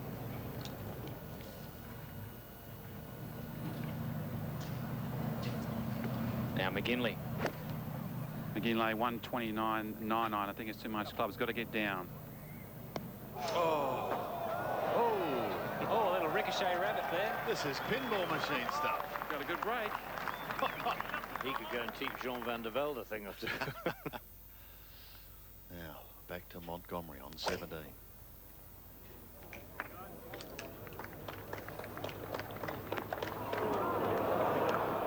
And that'll feed off down the slope where we saw McGinley and Long. You know, that really was an exquisite iron shot of Aaron Baddeley's there on this difficult par 3. There's no stopping him. Sort of get the feeling there isn't now as we look down from the Goodyear airship. It's a wonderful sight. It's a moment that he's going to treasure for the rest of his life. And you just wonder how much pressure will be on him now to join the ranks of the professionals perhaps a little sooner than may have been anticipated, Jack. Yeah, well, I was talking to him last week, and he sort of said he wanted another year, maybe 2 years. But I don't know whether he's got to rethink that now maybe and change his goals, although I'd suggest that the quandary will be, is he going to be marking time or does he need that extra year? I think he probably does. But I think after winning this, pretty well anything else is going to be secondary, isn't it, Ian? It's very hard. It is very hard. It's a tough decision, but I'm with you. I'd like to see him stick out his plans for next year, keep doing what he's going to do, play a few pro tournaments as an amateur player, and hang out till the end of next season. Michael Long on 18.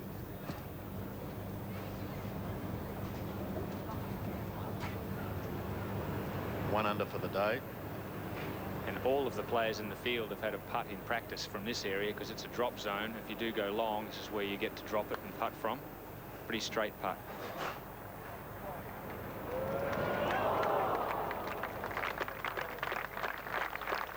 So at best that will be 11 under. Montgomery at the 17th. We've seen chips and putts and all sorts hit from here. Pretty good ones, and that's another pretty good one. Lovely shot.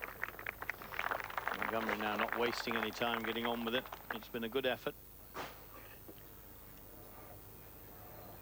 Yes, it's not easy to fly halfway around the world just for 1 week and compete at your best. Very true. He was in Malaysia last week, and he is one who's had a very heavy schedule, particularly in what we call the autumn of the year back there. And 1 or 2 tournaments towards the end of the year he didn't win, perhaps, that he should have done. But I don't think almost whatever he'd done here he would have impressed this man, young man. Well, the man he's playing with. Well, the impressive thing, in my opinion, has been that all the other leaders have failed to make any ground, and by my reckoning, Greg Norman's probably the only one who's broken 70 in these final groups, and Aaron Baddeley at 14 under is 3 under himself. Yeah, so right. He certainly hasn't backed up. In fact, he's matched anything any one of these last few groups has been able to put up. McGinley for a birdie after a cannon off the cush.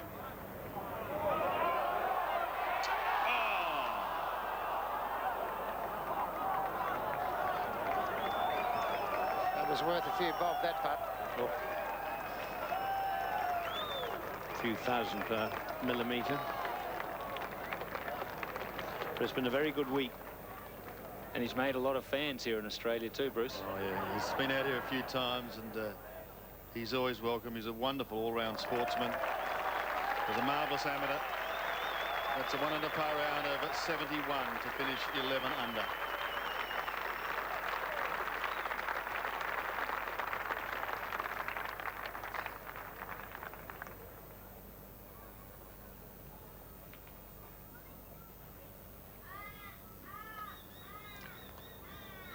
Now Michael Long.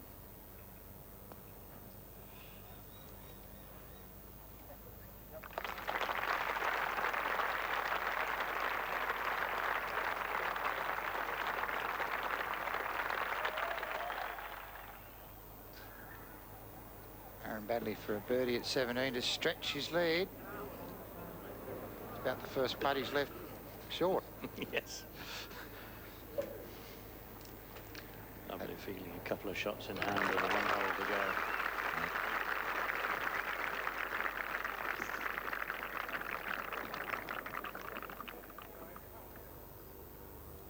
What a feeling he must be taking to that 18th tee. A 2-shot lead as an 18-year-old playing for his national championship.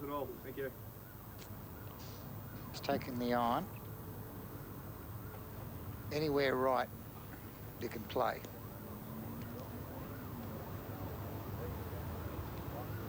It's 2-iron, Jack, as you say, anywhere but left. And he's made certain of that. He's in the right heart of the fairway and perfect. Position A, Jeff Flanagan, and look at those galleries, and there they are at the Croydon Golf Club, enjoying every minute. Give us a wave, team, there at Croydon. That's fantastic, isn't it? What a moment for everyone involved with that club, and of course for Aaron Baddeley. This is Colin Montgomery.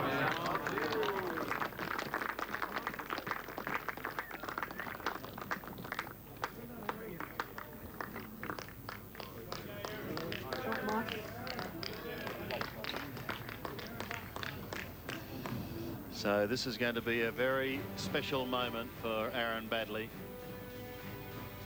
as he comes down the 72nd hole.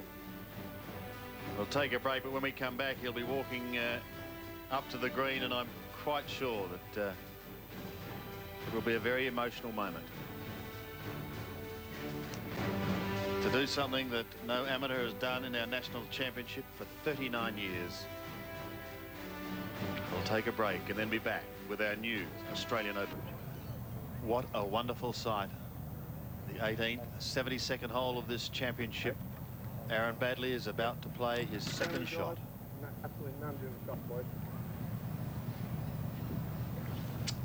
Mum and Dad anxiously awaiting their son coming up this final hole.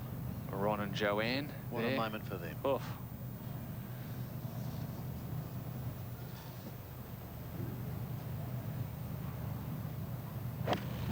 Nine iron, 132.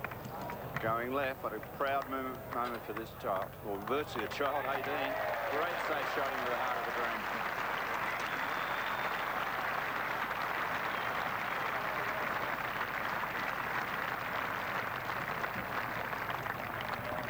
What a moment for him when he walks up this fairway. The crowd will applaud him all the way up there, and I think you experienced this on many occasions. Of course, there's no better feeling. 126, just a pitching wedge from Monty, going straight at it. Looks great from down here. What a moment for Australian golf for Baddeley, and what about the members at Croydon? They must be ecstatic in that bar. Yes, we've had a look at them, and they've enjoyed every moment, every stroke. And there they are again at Croydon Golf Club in Victoria, seeing their boy come up 18. And let's just listen to this applause and soak in the atmosphere.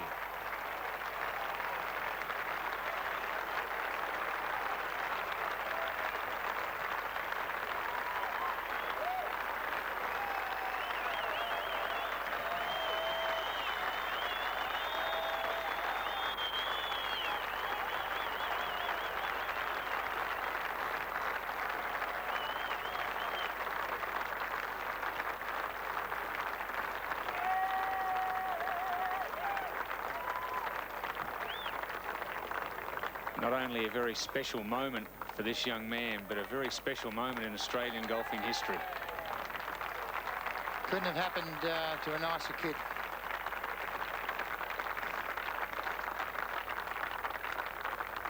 Look at this crowd swarming around 18. And Bruce, when you interviewed me early in the week, what did I tell you? Well, you said this guy you thought was as good as Garcia, and or maybe even better. And I must say Garcia couldn't have won in any more impressive form. And he's done it, playing alongside the world number 3. Yes, he said today that he was really looking forward to that opportunity, playing alongside someone so highly ranked and so highly regarded. I think that's been the great thing. He's enjoyed it. He set out to have fun. He kept using the word fun and enjoyment, and he was pleased with it. And it's, you know, there is a, to really reach the top in this game, you need a bit of showmanship, and he's got it. Garcia has it. Tiger Woods has it. Greg Norman's had it, and that's, here's another one. Just wanted to go out and sing. Birdie, birdie. And it's happened. I think we all hoped he'd win, but you just couldn't allow your thoughts to think it possible that an 18-year-old man could, or young man could go out and stitch up the world number 3. And one of our greatest players, Greg Norman, I'm sure everybody thought that the battle would be between Montgomery and Norman.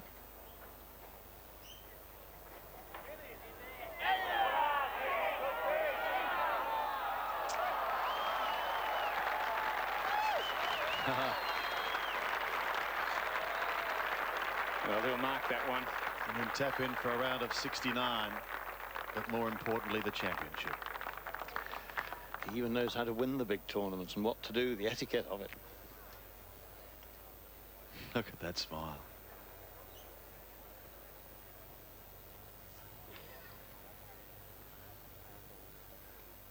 His young caddy there, 22-year-old Dion Kipping.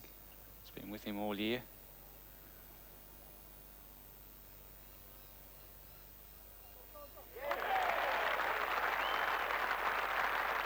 Great once again to have Colin Montgomery out here. He finishes in a tie for 4th. A round of 71 today.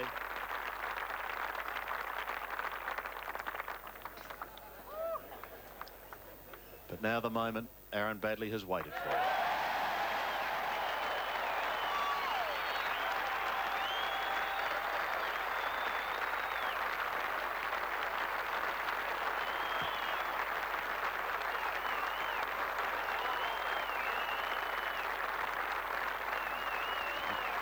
His caddy can't believe it. His parents can't believe it.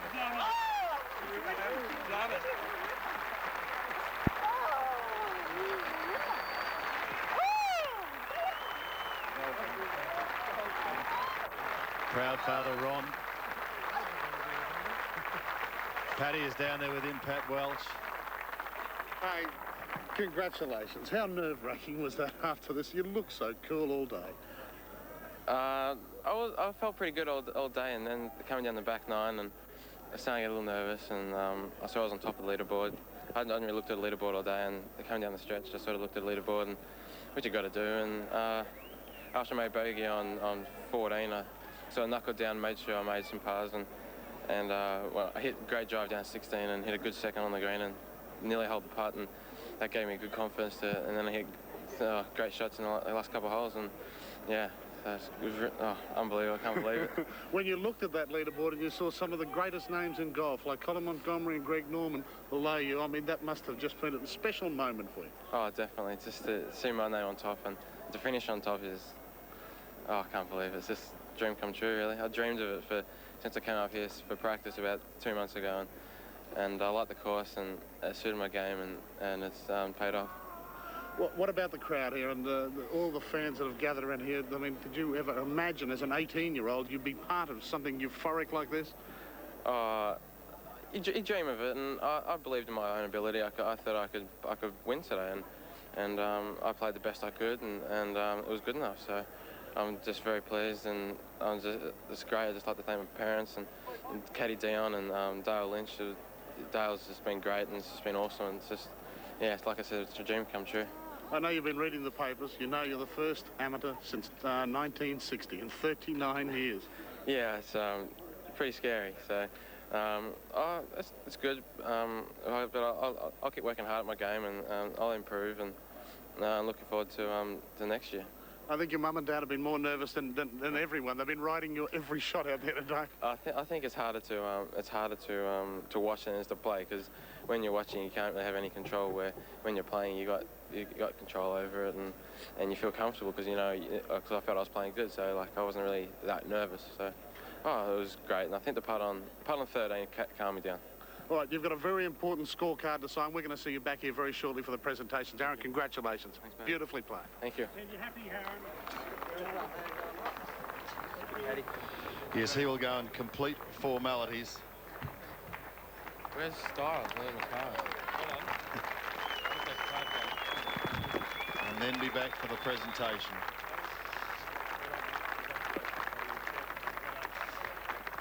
Sorry, mate. So it's the usual story, Sandy. You've got to weigh in as well, haven't you? Yep. And take your saddle in with you. It must all be completed. 69 for Baddeley today.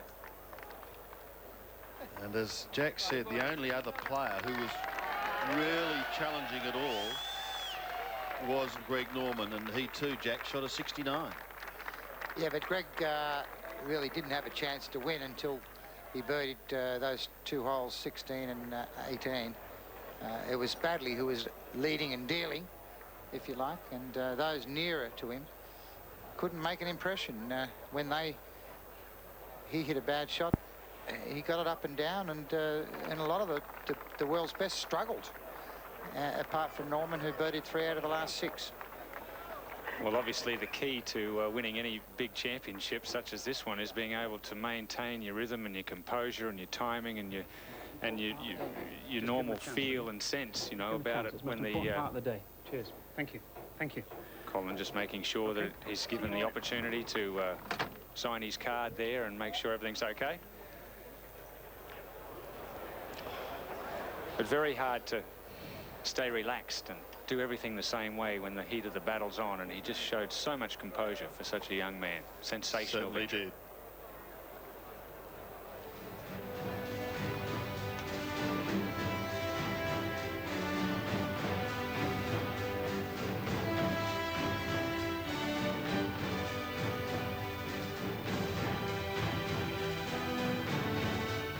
Welcome back to historic moments at Royal Sydney Golf Club on the day of the final day of the Holden International. And Ian, I think, well, I've never seen an amateur win a tournament as big as this. No, I certainly haven't, and I don't think it'll be the last championship we see Aaron Baddeley win either. No, I'd agree with that. Terrific performance.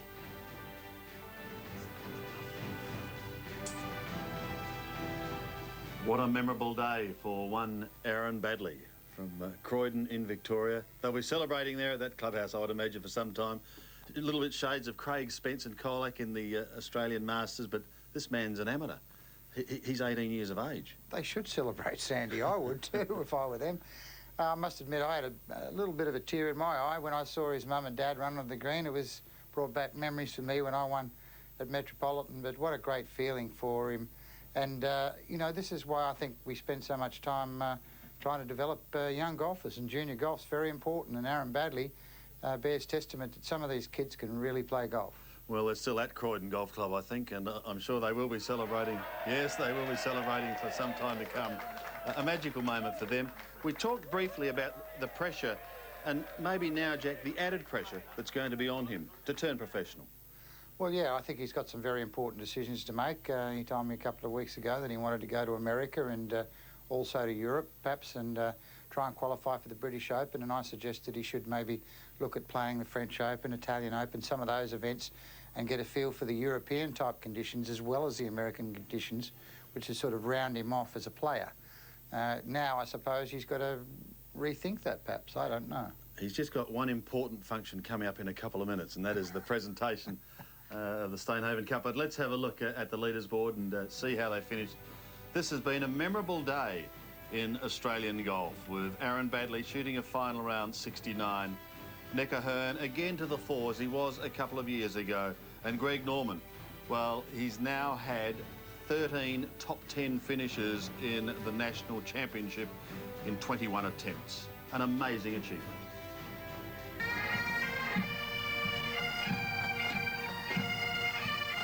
Welcome back. It's almost presentation time as the Pipers come up towards the 18th green. Thousands of fans are waiting to greet Aaron Baddeley and welcome him as the new champion. And looking down from the Goodyear airship, sights don't come much better than that.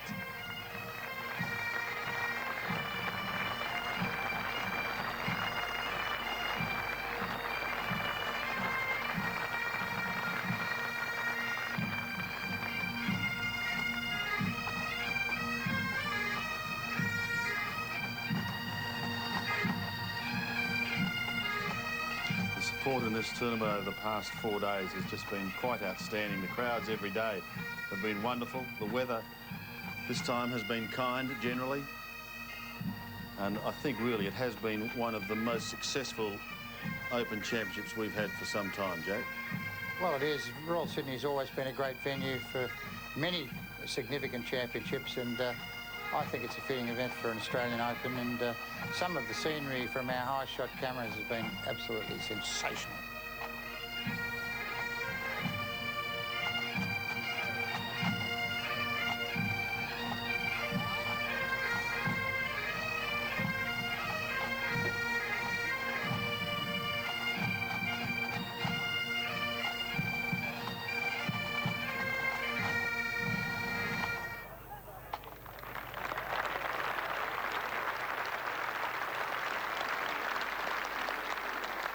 Ladies and gentlemen, we were promised a special day's golf. I think we've got that and a lot more.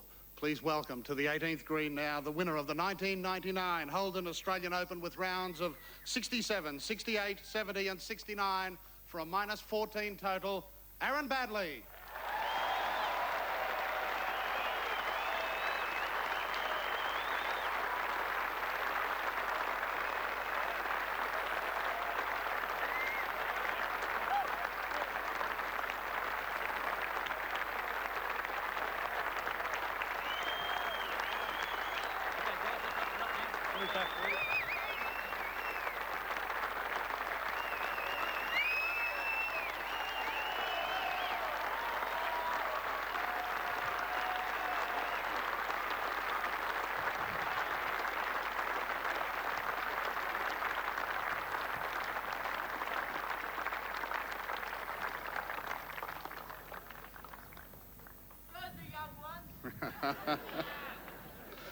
Ladies and gentlemen, welcome now the Managing Director of Holden, Peter Hannenberger, to say a few words. And I was also asked to inquire whether Peter had the winner's check with him, but that's going to have to wait a little while because Aaron is an amateur. But please welcome Peter Hannenberger, Managing Director of Holden.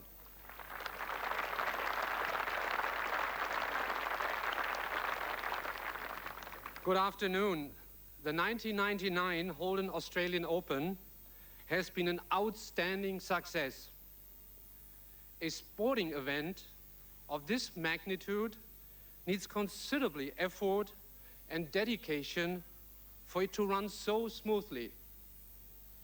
On behalf of Holden, I would like to congratulate Aaron Baddeley on his magnificent victory. What a performance!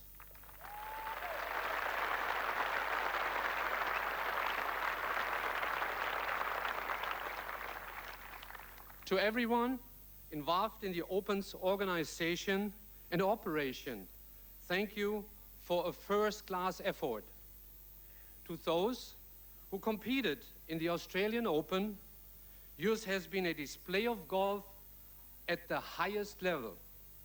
The skill and concentration needed merely to take part, let alone challenge for victory, is truly impressive. Again, on behalf of Holden, allow me to offer my admiration and thanks to each one of you. Thank you.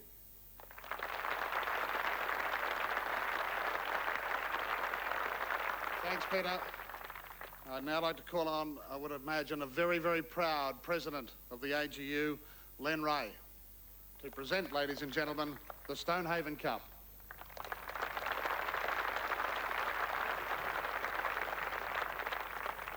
Thank you, Pat. Ladies and gentlemen, on behalf of the Australian Golf Union and IMG, I'd like to congratulate Aaron on a wonderful win today. It was absolutely outstanding, and as a body involved with amateur golf, we are delighted to see the performance of so many top amateurs.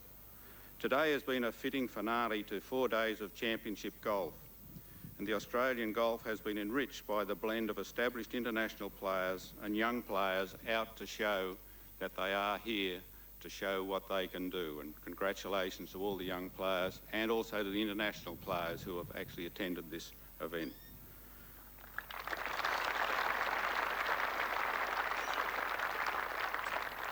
To Mr. Hannenberger, Managing Director, and Mr. Ross McKenzie, Executive Director, Sales and Marketing of our major sponsor, Holden, thank you sincerely for your support of our national championship. Without the support of Holden and many of our other sponsors, it would not be possible to to present this first-class event. Our major support sponsors include Carlton and United Breweries, Cadbury Schweppes, ANZ Bank, Mercantile Mutual, Price Waterhouse Coopers and Jacobs Creek. Your support and the support of all our sponsors is greatly appreciated. Thank you also to the committee, members and staff of the Royal Sydney Golf Club. You are justifiably proud of your magnificent golf club and the condition of your course, and your continued support of golf is much appreciated. To Channel 7, you have showcased the Holden Australian Open so brilliantly, and we are delighted to have our championship linked with the leading sporting network in Australia. It now gives me great pleasure to present the Stonehaven Cup to the 1999 Holden Australian winner, Aaron Baddeley.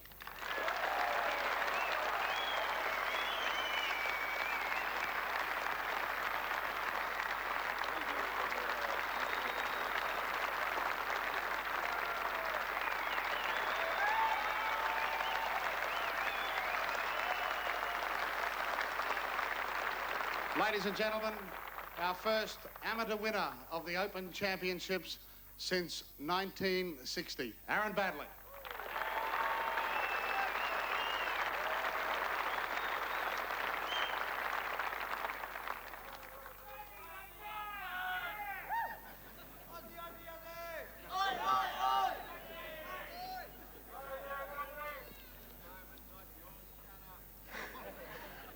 Well, first of all, I'd like to thank my Lord and Saviour, Jesus Christ. He was with me all this week and kept me patient, and I knew he was there, and it was great to him to help me through this week. To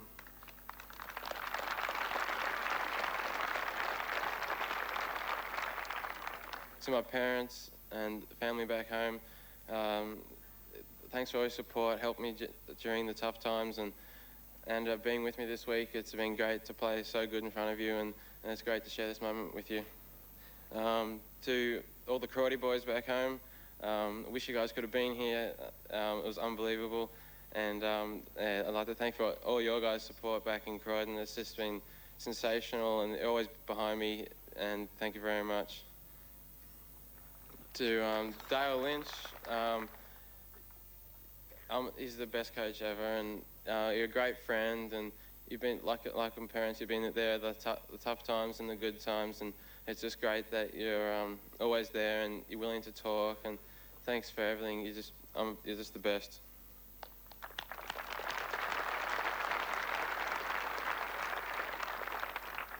To the sponsors, Holden and all the other sponsors, tournament doesn't happen without sponsors, and it's just great that you can get behind a great event like the Australian Open, and thanks very much. To the gallery, great support. It was unbelievable. You guys got right behind me, and I think you guys helped me pull through there. Thanks very much for all the great support.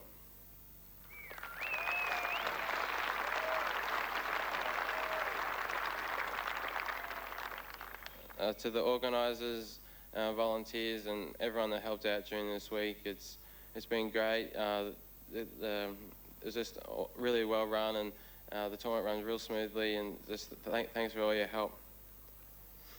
And I'd like to thank Drew for flying over today. It's been great that you flew over today and to be with me, be with this special day, and thanks a lot. And thanks very much.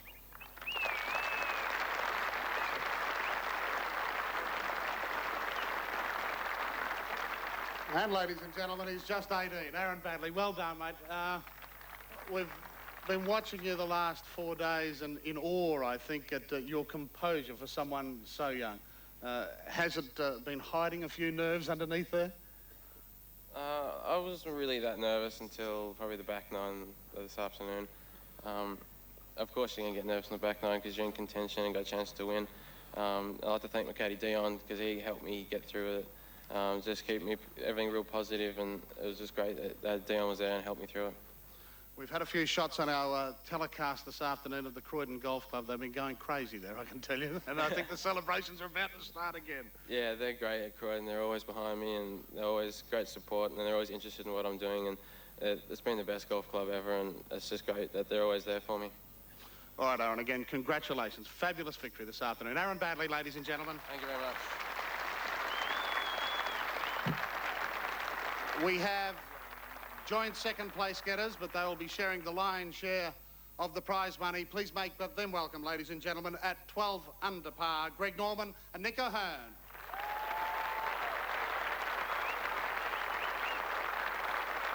Nick O'Hearn, firstly, ladies and gentlemen. Well done. Always a tense day, the last day of the Open. But you've played the Open well the last couple of years, haven't you? Yeah, I went through a little bit of it a couple of years ago, and that really held me in good stead today.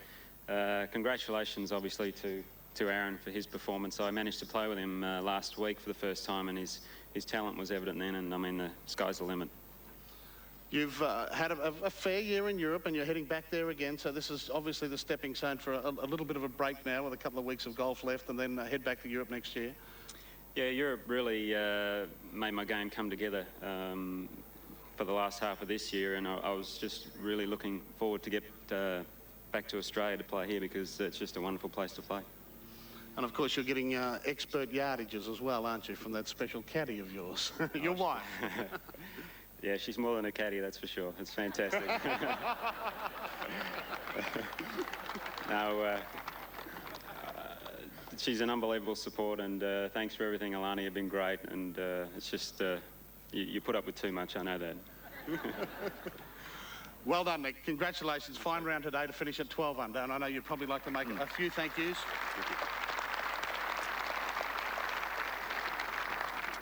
Firstly, to the AGU and IMG for their running of the golf tournament. It's been fantastic. I love coming back and playing the Australian Open. It's just magic. To the sponsors of the tournament, especially Holden, without your support, obviously the tournament doesn't go ahead, so thank you very much. On a personal note, I'd like to thank my family back home for all their support. They've been wonderful. And also my coach here this week, Neil Simpson. You've really turned my game around and been a wonderful influence on me. Thank you, Neil. And to the crowds this week, thank you very much for your support. It was fantastic coming here. Thank you. Nick O'Hearn, ladies and gentlemen. And with a par birdie finish, Greg Norman at 12 under, sharing second place this afternoon. Great to have you back home, and great to have you nearing top form. Well, you better play top form if you got someone like Aaron around. You know, that's an extremely impressive performance, to say the least. You know, right from the beginning, we knew it was going to be a tough day today. The golf course wasn't easy. The pin position was a little bit tougher. The greens were a little bit quicker, and for Aaron, as young as he is in the golfing game, showed that he wasn't 18, he was about 38, and he showed a lot of composure. He showed the composure actually when we played a practice round on Wednesday, and he had the gleam in the eye. An athlete knows what that looks like, and an athlete knows what it feels like, and he kind of had that twinkle then, and I kind of knew that you know, he was probably going to be a hard one to beat this week. All right, well, it's always great to have you back, Greg Norman, ladies and gentlemen. Thank you. Okay. Thanks. He has a wonderful record in the Australian Open, Greg Norman. It's 21st time he has played it, and now for 13 times he has finished in the top 10. But our winner this week is Aaron Baddeley.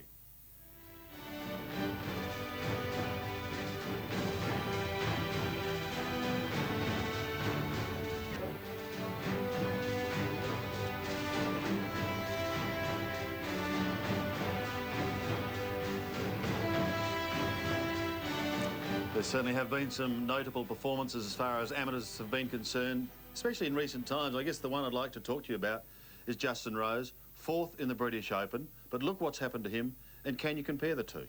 Oh, I think people are going to draw comparisons, but I think Aaron Baddeley's at a different level to Justin Rose. Justin Rose ran 4th. He didn't win. And I don't think he's got the credentials that Aaron Baddeley's got behind him before he won today. So I think that'll be the comparison that'll be drawn. They were both 18 when Justin Rose ran 4th in the British Open at Birkdale, and then and Aaron, of course, is 18 now. So I really think that the comparisons will be drawn, but I don't think they're fair comparisons. Let's just wind the clock back a moment or two and go back to 18. His third shot, well, by now he was as safe as a bank. Yeah, well, I mean, he just rolled that one up as he did at 17, whereas all day. He gave every putt he had a chance to go in, and some of them went 1.5 metres past, and he rammed them in coming back. And reminded me a lot of Tom Watson when he was young, the way he putted today. And I just felt that it's hard to comprehend someone being so young, having the ability, not only the golfing ability, but the mental ability to play with the world's #3 player and stitch him up. It was a fantastic effort.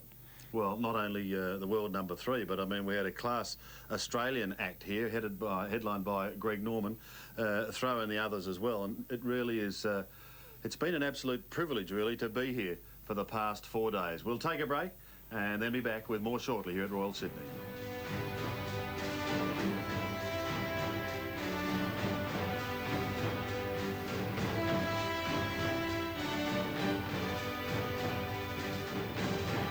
I'm sure it's going to take perhaps a couple of days to sink in, but these memories will live with Aaron Baddeley forever. There is one other player I'd like to mention just in closing, Steve Webster, a round of 63 today, quite extraordinary. Absolutely. We've seen hole-in-ones, we've seen course records, 2 of them this week. And I would just like to pay tribute to Colin Phillips, the Australian Golf Union, Holden, the major sponsor, and the players. It's great to see such a field here. But most importantly, I'd like to congratulate Aaron Baddeley on just a wonderful performance. Yes, it's been a very, very successful 4 days. We certainly hope that you have enjoyed it at home. A reminder of the top. Well, we hope you've enjoyed the Australian Open.